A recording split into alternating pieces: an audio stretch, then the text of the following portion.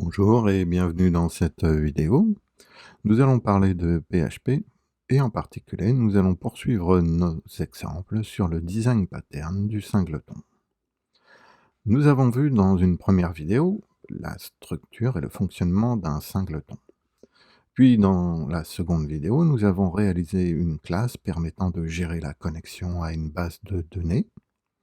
Aujourd'hui, nous allons mettre en pratique le singleton pour gérer des fichiers de configuration.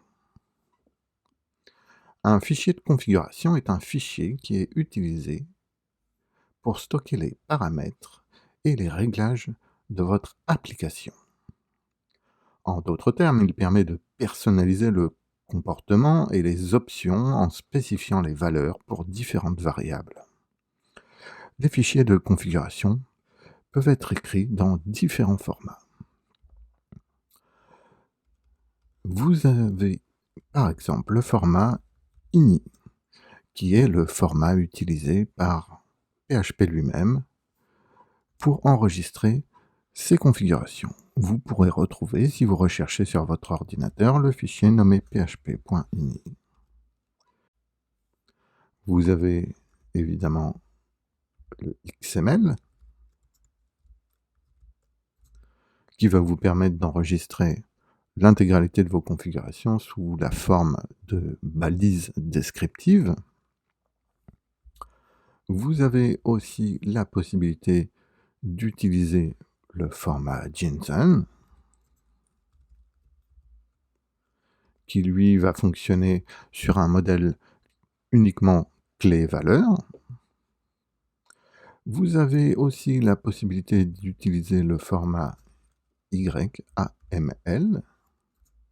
C'est le format, par exemple, qui est utilisé pour les fichiers de configuration du framework Symfony.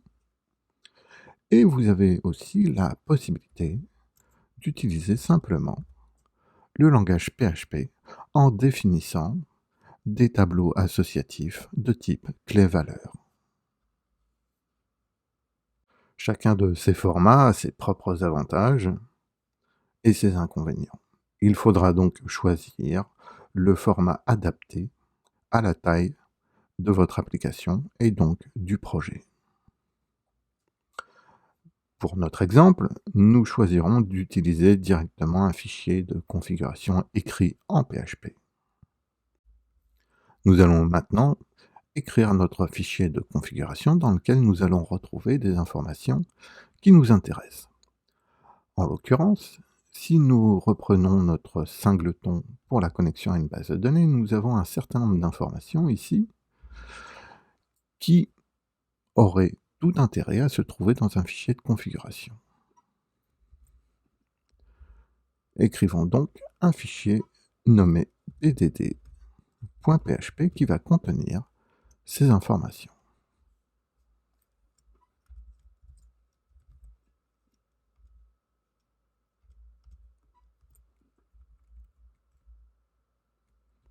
Alors, comme nous l'avions mentionné, nous souhaitons une structure de type tableau avec des clés et des valeurs. Je remets en forme.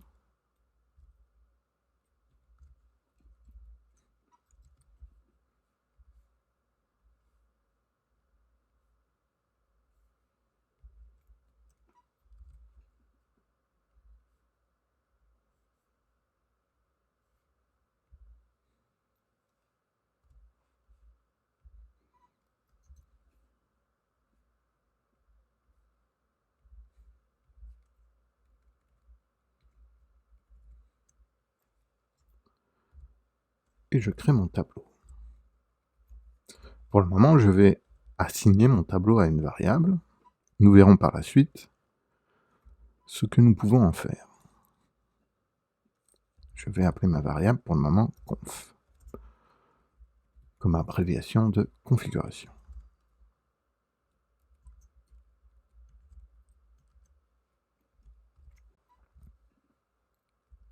Voilà, mon fichier de configuration est prêt.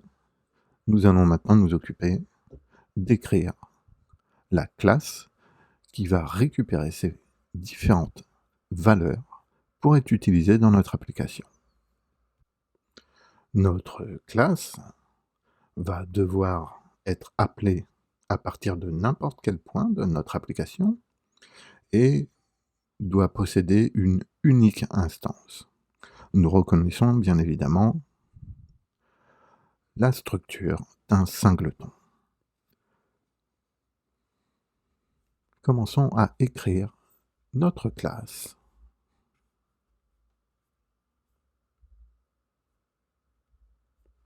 Je vais donc créer un fichier que je nomme config.php.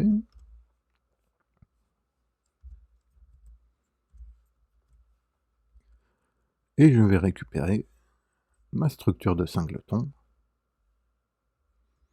précédemment définie.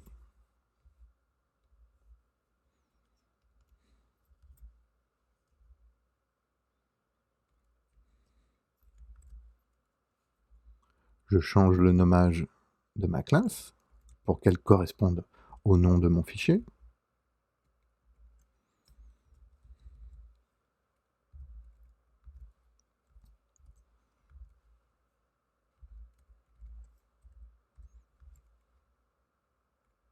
Une fois la structure de ma classe définie, il va nous falloir une méthode pouvant nous fournir la valeur contenue dans notre fichier de configuration. Nous allons donc écrire une méthode publique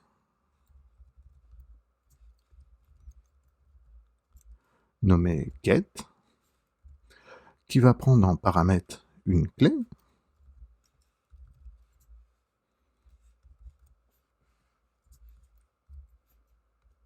et qui va nous retourner une valeur.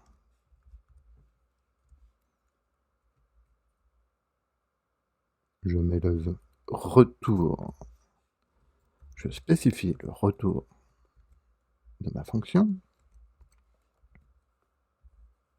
Ici, bien entendu, si je regarde mon fichier de configuration, la clé correspond à host dbname user ou pass, et la valeur de retour correspondra donc à localhost, le nom de la base, le mot de passe ou le nom de l'utilisateur. Pour implémenter le contenu, les instructions de notre méthode get, il va évidemment falloir aller récupérer les informations contenues dans le fichier nommé bdd.php. Pour cela, nous allons utiliser la fonction require qui va inclure le contenu du fichier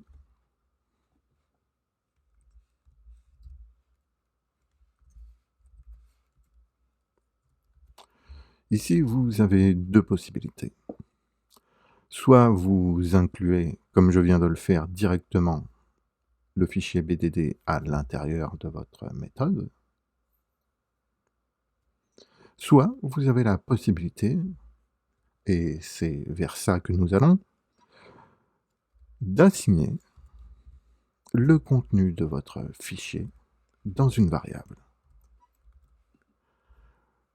Pour utiliser cette syntaxe, il va falloir indiquer dans notre fichier de configuration que nous retournons la valeur. Nous utilisons donc le mot-clé return.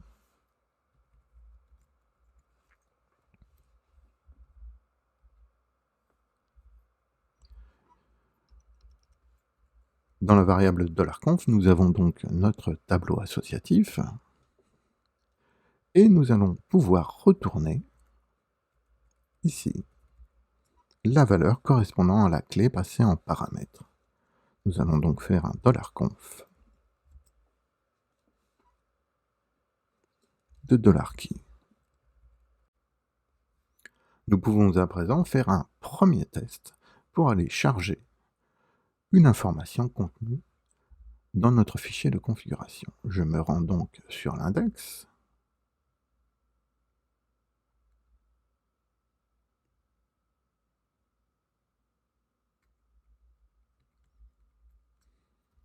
Je commente le code qui ne nous sert plus. Et je vais instancier un fichier de type config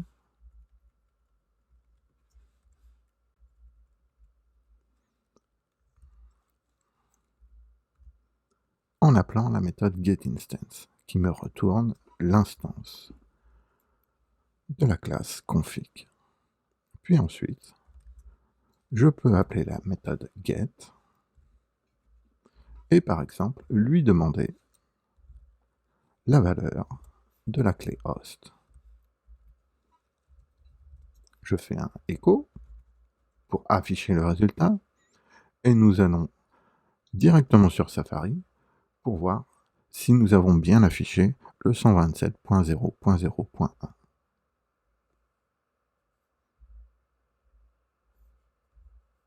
Voilà, nous avons une première structure nous permettant d'accéder aux valeurs de notre fichier de configuration.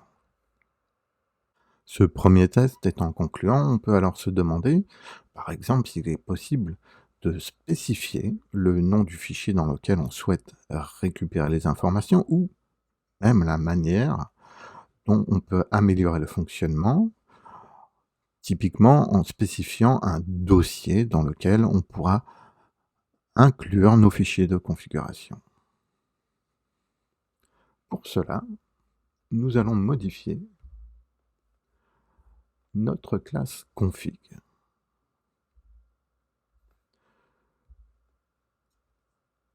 Pour gérer le dossier dans lequel nous allons insérer nos fichiers de configuration, nous choisirons d'ajouter un attribut $dir, qui est l'abréviation de directory, pour spécifier un dossier dans lequel se situera nos fichiers de configuration. Par défaut, nous pourrons placer nos différents fichiers dans un dossier nommé config. Maintenant, si l'utilisateur souhaite un nouveau nom de dossier, nous pouvons mettre à sa disposition un mutateur qui lui permettra de modifier cette configuration.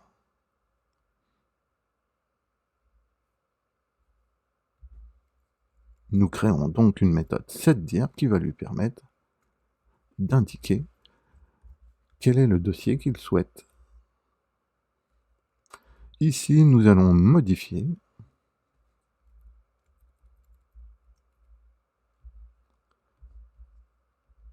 le fichier dans lequel, le dossier dans lequel aller chercher le fichier de configuration.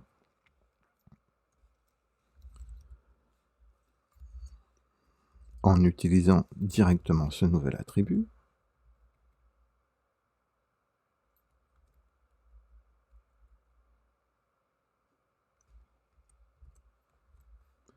Nous créons aussi le dossier config et nous plaçons notre fichier BDD à l'intérieur de notre dossier.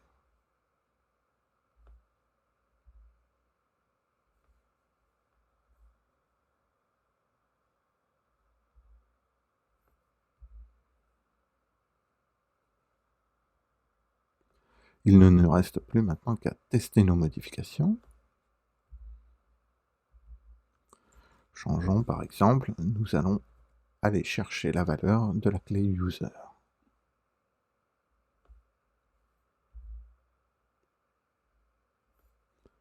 Nous avons bien modifié le nom du dossier. Maintenant, nous souhaiterions par exemple charger plusieurs fichiers, ou même changer le nommage du fichier dans lequel nous allons chercher les informations. Nous avons vu ici, dans notre classe config, que nous avons mis en dur le nom bdd.php. Alors, vous avez plusieurs possibilités. Soit vous imaginez, par exemple, ajouter un paramètre à votre méthode get, en indiquant le nom du fichier que vous souhaiteriez inclure. Une autre méthode, et c'est plutôt celle que nous allons utiliser, consistera à modifier la nomenclature que nous utilisons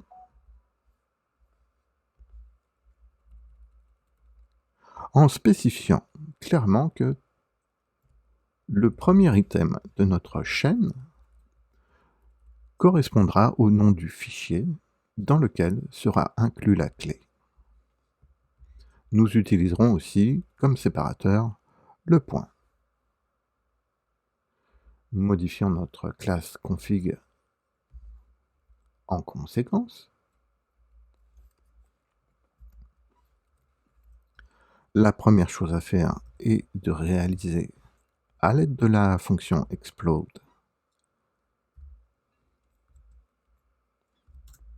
une séparation de notre chaîne de caractères.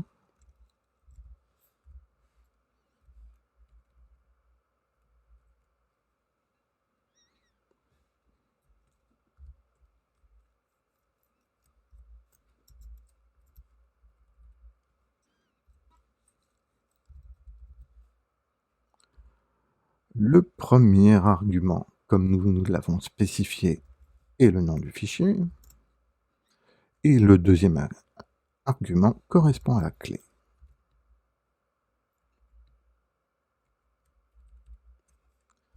Ici, nous allons donc inclure la variable $filename,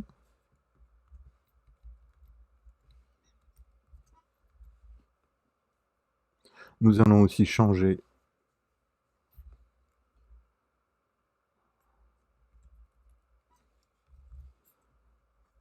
pour éviter les effets de bord le nom de l'argument, et nous allons pouvoir tester nos modifications. Cette fois-ci, on va tester sur le nom de la base de données. Alors attendez, je regarde le fichier. On va afficher donc le dbname pour changer.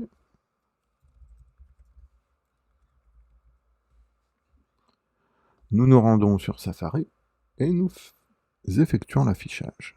Alors, nous avons une petite erreur parce que j'ai laissé un mauvais séparateur. Nous allons corriger de suite.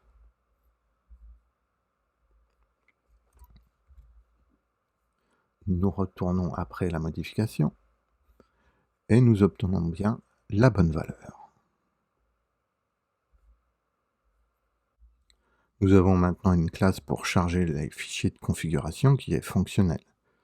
Néanmoins, si nous regardons le code, nous nous apercevons ici que lors de l'utilisation de notre classe, nous allons avoir une redondance qui est plutôt désagréable. C'est-à-dire qu'à chaque fois que nous allons avoir besoin d'une valeur contenue dans notre fichier de configuration, nous devrons taper config ::get_instance. Nous préférerions une syntaxe plus rapide à écrire, plus simple d'utilisation. En l'occurrence, nous souhaiterions nous rapprocher d'une syntaxe qui ressemble à celle-ci.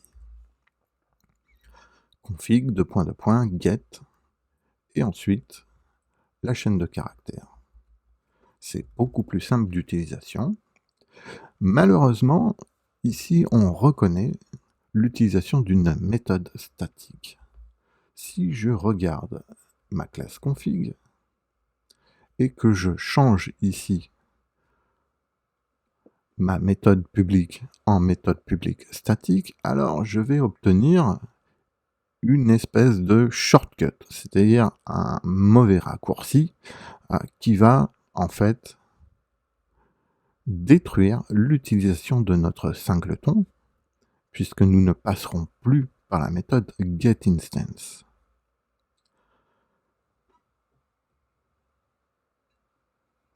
L'idée sera soit d'utiliser un autre design pattern qui jouera le rôle d'une façade afin de reformuler la syntaxe d'utilisation de notre classe, mais cela dépasse le cadre de cette vidéo, soit d'utiliser une fonctionnalité de PHP nous permettant de prendre un autre raccourci. En effet, PHP permet aux développeurs, via des méthodes magiques, la possibilité d'appeler des méthodes ou des méthodes statiques qui ne sont pas explicitement déclarées à l'intérieur de la classe. Dans notre cas de figure, nous allons donc utiliser la méthode statique nommée callStatic. Commençons dès maintenant à écrire cette fonction.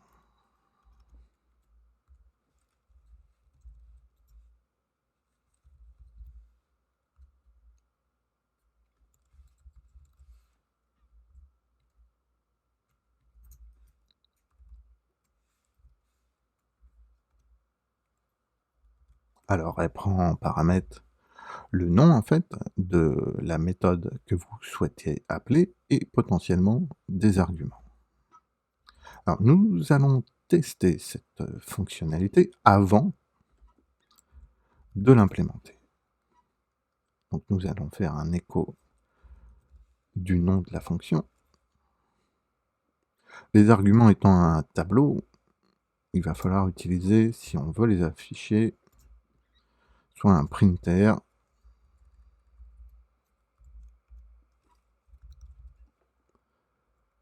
soit une autre méthode qui va nous retourner les informations. Ici, nous faisons simplement un printer. Nous retournons sur l'index.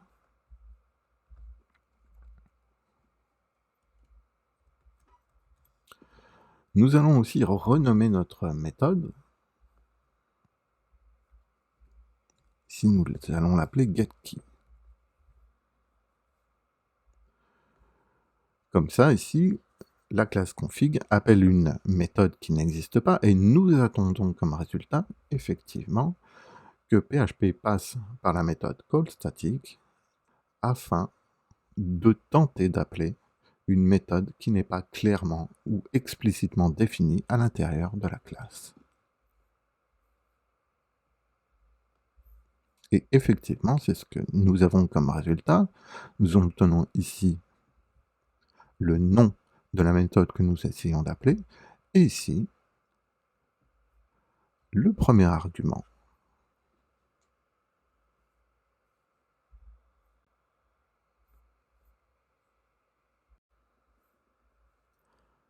Maintenant, nous allons implémenter les instructions de la méthode callStatic. La première chose à faire, c'est d'obtenir une instance en appelant la méthode getInstance.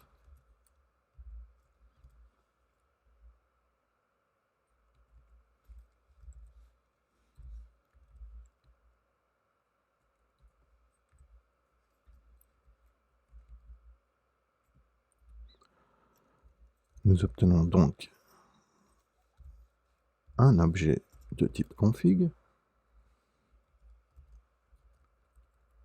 sur lequel nous allons pouvoir appeler la méthode nommée getKey.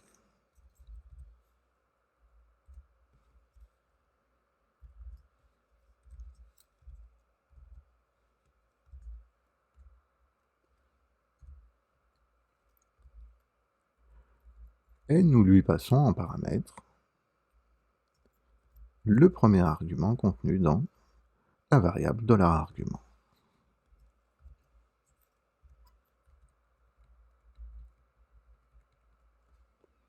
Nous retournons évidemment le résultat de l'appel de cette méthode.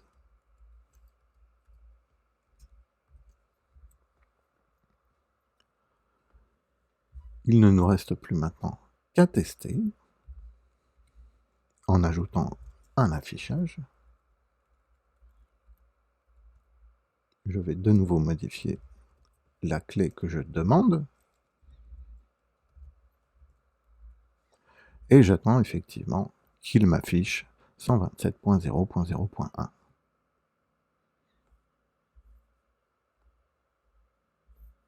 Voilà, nous avons le bon résultat ici et une nouvelle syntaxe qui est beaucoup plus simple d'utilisation. Nous allons maintenant pouvoir utiliser notre classe config à l'intérieur de notre classe database pour améliorer son fonctionnement. En l'occurrence, ce sont ces attributs-là qui sont écrits en dur que nous voulons supprimer.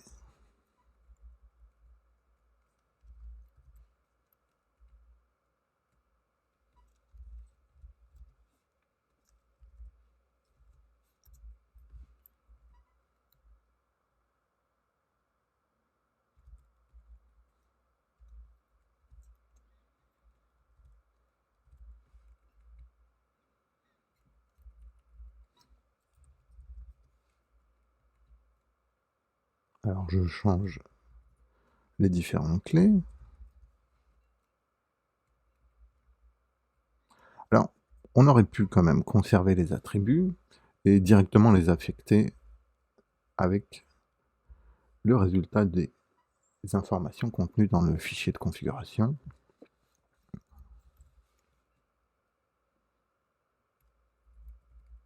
La différence à ce moment-là se fait si vous avez encore besoin à l'intérieur de votre classe des informations d'utilisateur, du mot de passe, du nom de la base et du host.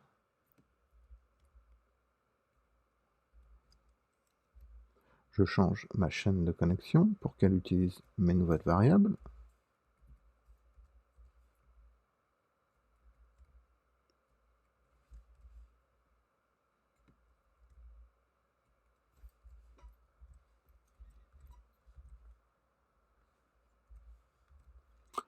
Je retourne dans mon index et je vais de nouveau utiliser ma connexion, ma classe de connexion, pour afficher la liste des auteurs qui sont contenus à l'intérieur de ma base de données. On va vérifier ça sous Safari.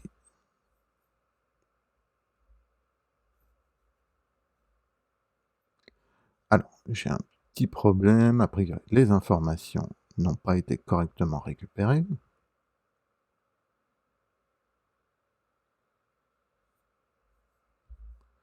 On va vérifier ça. Ça, a priori, c'est la même chose qu'avant. Ah oui, j'ai vu le problème. Ici, c'est passe. Donc, nous avions un mauvais copier-coller. On va faire une nouvelle tentative. Et cette fois-ci, on obtient bien les enregistrements contenus dans la base de données.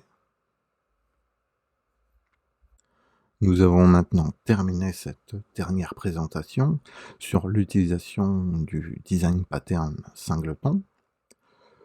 Il est évidemment possible d'améliorer le fonctionnement de notre classe de configuration en lui permettant par exemple de charger des fichiers dans un autre format ou encore de lui permettre de lire des tableaux associatifs possédant plusieurs niveaux.